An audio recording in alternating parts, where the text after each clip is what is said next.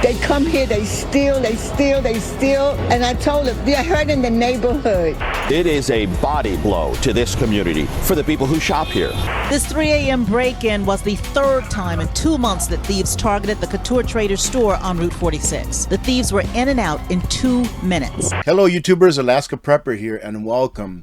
For those of you that have been here for a while, you'll remember me saying a while back, and I got some flack for this, that what's being done to the United States of America is that they, yes, they, those very few that want to control all of us, that they want to change our culture. And just take a look at what's going on.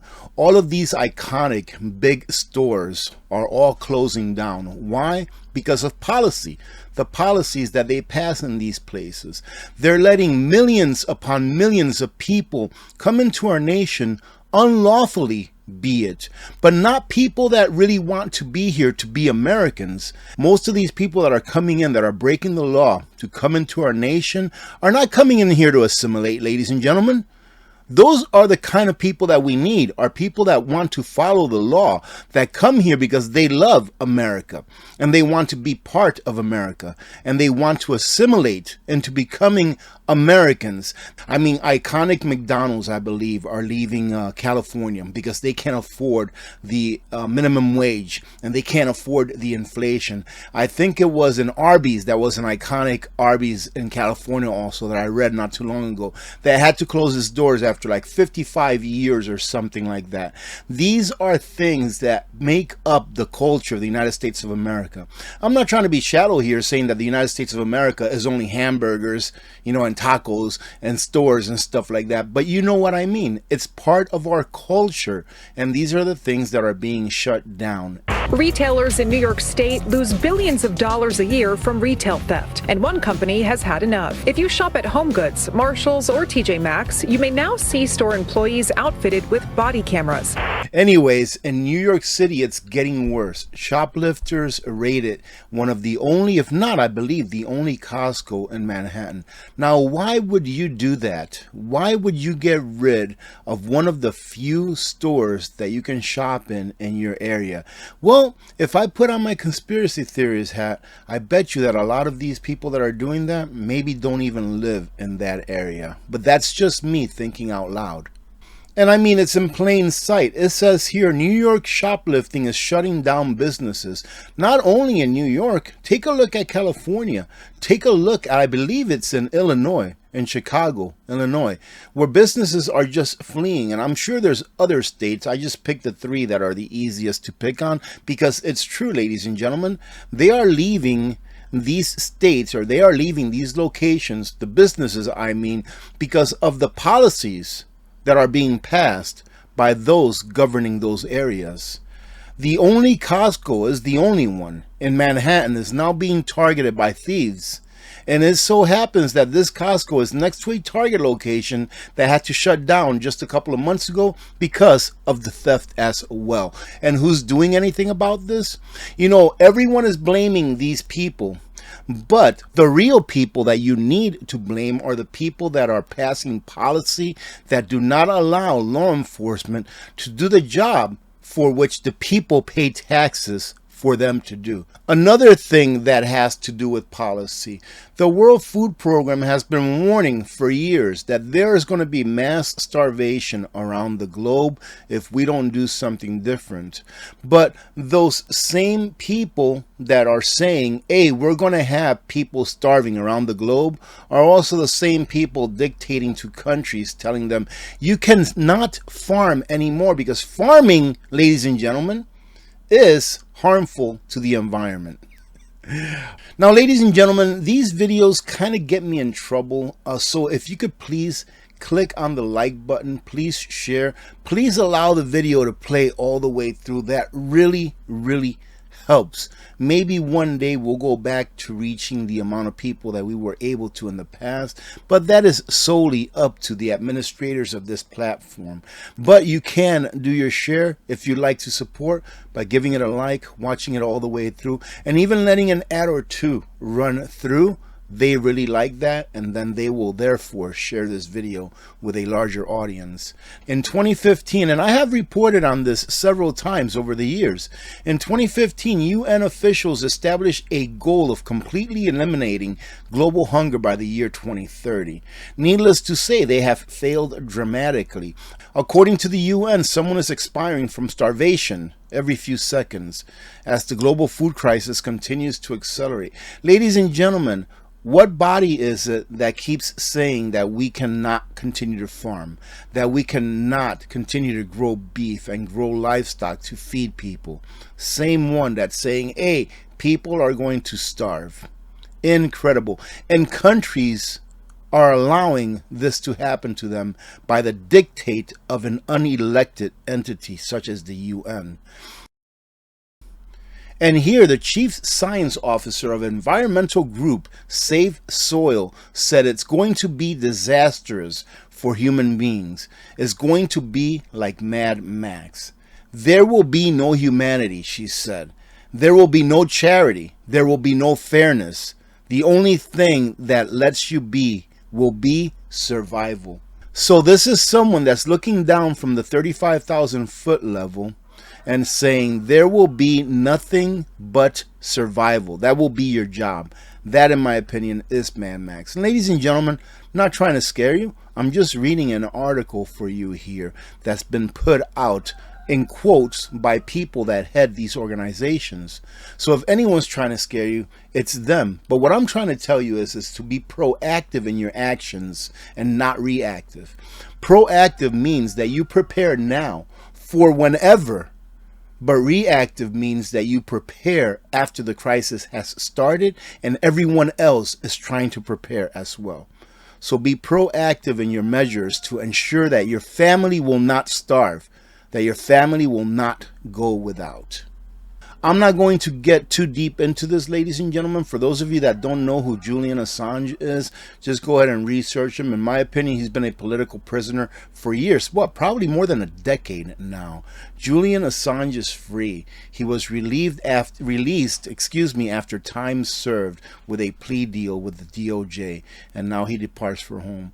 If you all remember the WikiLeaks that happened here years and years ago during the Obama administration, I believe it was, Julian Assange was a reporter that was fed information by someone that took it from a military server, I believe it was a computer, gave it to him, of injustices that were being committed. I believe it was in Iraq and maybe also in Afghanistan. But he published that information, and for that, governments around the world have been after him for years. I am just glad that he was able to get out with his sanity. Anyways, I just thought I'd put this out there so that you can go check it out on your own if you like. And before we continue, ladies and gentlemen, I want to say thank you very much to the sponsor of this video, Genesis Gold Group. I'm not a financial advisor, but the folks at Genesis Gold Group specialize in helping those who want to diversify their excess wealth by converting their fiat currency retirement plans into a plan that is backed by real money. So if you're in a position where you are wondering what you can do in order to diversify or insulate your wealth against what I like to call the inferno of inflation, give Genesis Gold Group a call, and they can provide you with the information that you need in order to make an educated decision. And thank you again, Genesis Gold Group, for sponsoring this video. Genesis Gold Group sent me some really cool stuff that they thought preppers would really enjoy, and I'm going to go ahead and show you that here in an upcoming video. But first, let's talk about why it is that so many Americans are sick and fat bodies like me. Maybe it's not all willpower, ladies and gentlemen. Let me tell you a story. Right? A lot of people in America say, well, you're a fat body because of this and this and that. Fine. Yes, if I stop eating today for 30 days, I'd probably lose weight. All right. If I only ate 1 carrot a day for 30 days, I'd probably lose weight.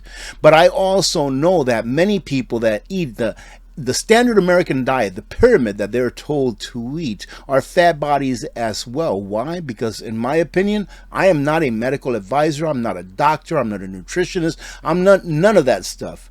The food in these United States that we consume are full of chemicals, just like this person here is going to talk about.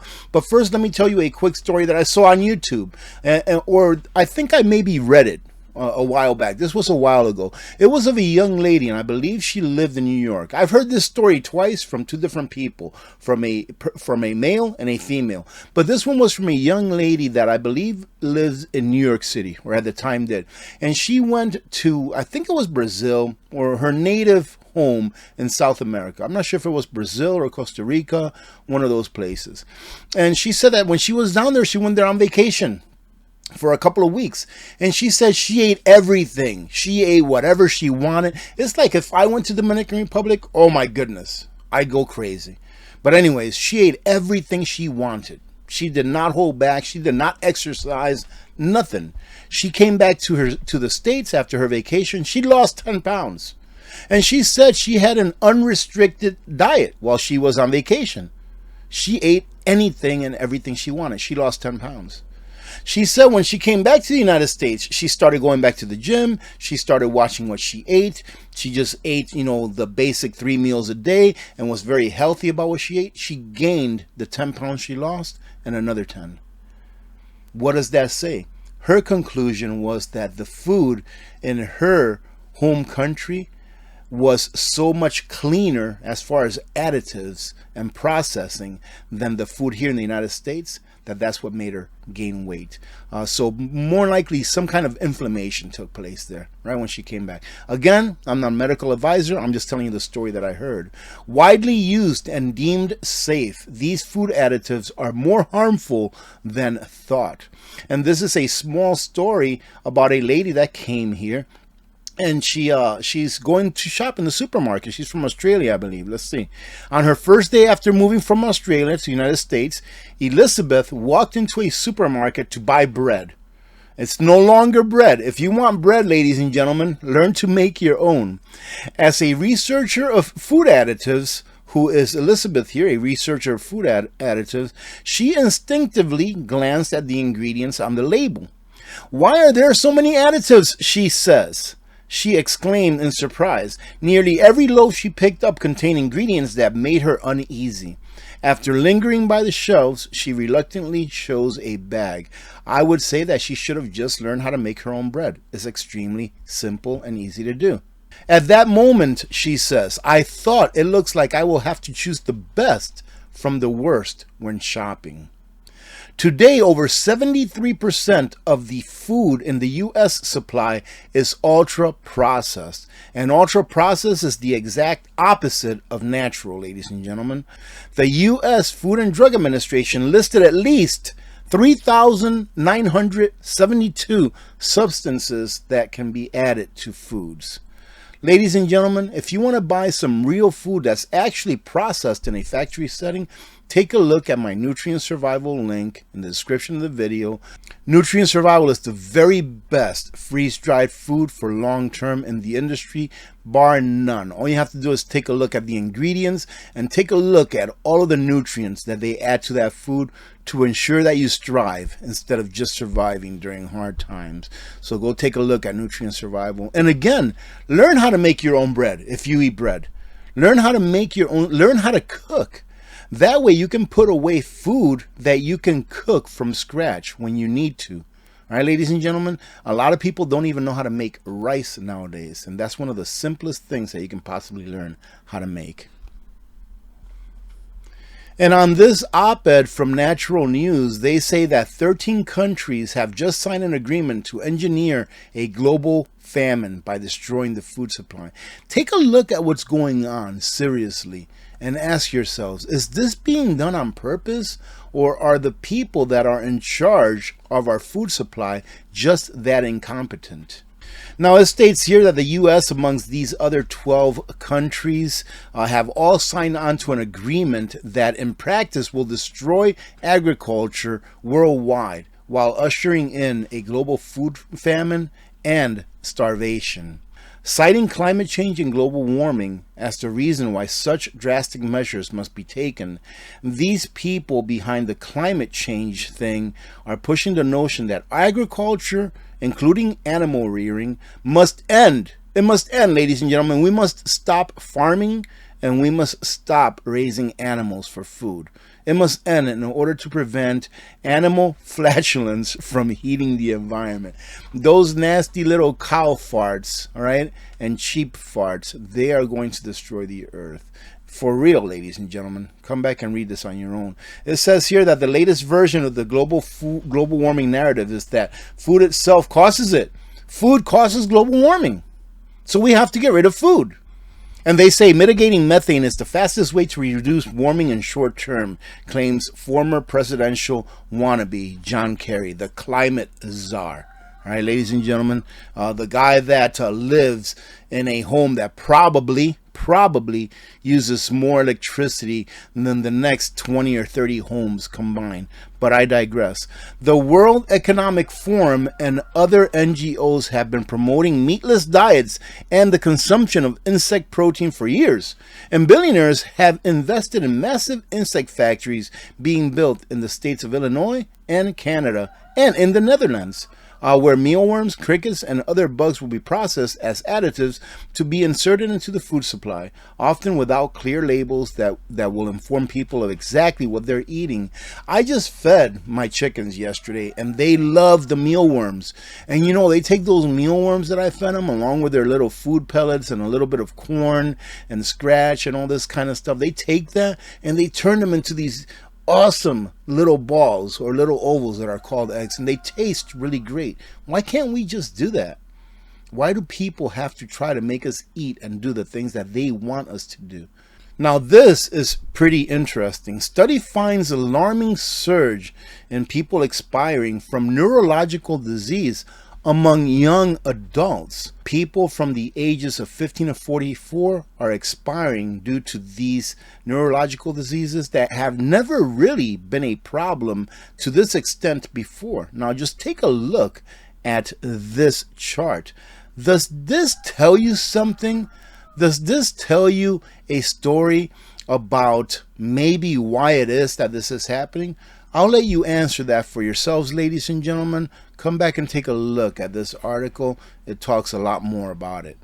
Remember early on this year, if not late last year, I said, man, 2024, there's going to be a lot of layoffs. And it really hurts when you see 2,000 plus people that are in really good paying jobs just get told from one day to the other, you no longer have a job and you're going to have to wait and see if we can even give you your last paycheck. About 2,000 truck drivers, warehouse and dock workers, and office personnel of Humboldt, Texas-based U.S. Logistics Solutions, formerly Forward Air Solutions, say they were blindsided late Thursday when they were notified via conference call or by text messages that the company was ceasing operations and that they will not receive paychecks on Friday. Can you believe that? On a Thursday, the day before, they're supposed to get their paycheck, they're like, hey, don't come into work tomorrow. You're not going to be getting a paycheck tomorrow. So sorry, thank you very much for your time here, but we are completely done from one day to another. What are people going to do? Especially when, about half of the U.S. population lives paycheck to paycheck. Ladies and gentlemen, we just had a person, one of our community members, and I believe that he commented this during one of our live streams, who says, man, I just got laid off. Please send prayers that I find another job. He says, right now we're living off our preps. And I said, thank goodness, thank God. Not that he got laid off, but he had the forethought, all right, to get prepared, to at least have a pantry with a couple or a few months more worth of food on there than what they actually needed, than the average 3 days worth of food that a person has, because that at least guarantees that his children are going to be fed. 99% of the times that people will use their preparedness plan is because of just regular stuff. A storm, the lights went out, you lost your job, you broke your leg, etc. It's not for the end of the world. And this, in my opinion, is great news. It tells me that people are waking up. Another passport bill fails in New York, where legislation is disguised so that the nanny state can impose mandates later on. People are waking up. However, I believe that we need to be prepared because not enough people are awake right now. And when the balloon pops, there's still not going to be enough people awake. It's going to take that balloon popping to wake up the rest of the masses. I've often said there's a lot of pain that we still have to go through as a nation before everyone is awake and says, wait a minute, we've been taken for all these years. But it will happen eventually. All right, ladies and gentlemen. I hope you got something out of this. Thank you very much to those of you that are still here this part of the video. I will try my best to have one out for Friday. I really enjoy those reaction videos, and I have a few that I've sent to myself on cue because they're just really funny or very interesting. So hopefully we'll see you then. Other than that, ladies and gentlemen, thank you so much for all of your support. I hope you're having a great summer thus far. Extremely busy here in the little homestead, in the AP homestead, but that's a good thing. Right, that's a good thing. We're getting ready for winter, and hopefully after we come back from our little trip, maybe I'll just do an what I'm doing today video instead of a news video or anything that has to do with substance, just doing whatever I'm doing that day, and we'll have a little fun together that way. And next Monday, I already told my wife, I said we have to be back no later than Sunday, because on Monday I have to do a live stream with Gray. Right, because we skipped last week. We're going to do it every other week now. So next Monday coming up, we're going to have a live stream with Gray Man on his channel. Okay, so hope to see you there as well, and I'll remind you about that later on. And more than likely on that day is where I will disclose the winners of the OUPES 600 from the people that signed up to my newsletter, and the winner of the OUPES 1800 from those of you that purchased something from OUPES during the Father's Day sale and send me your information to my email. Now, the email that you need to send the information to, if you did purchase something from OUPES during the Father's Day sale, you're going to need to send me a screenshot of your order number or your purchase order number along with your name, along with the date that it was purchased, and you'll be entered to win an OUPES 1800. And I'll probably end up disclosing that on the live stream that I have with Gray Man. Other than that, have a great day, ladies and gentlemen. God bless every one of you. God bless America. I'm Alaska Prepper. I'm out.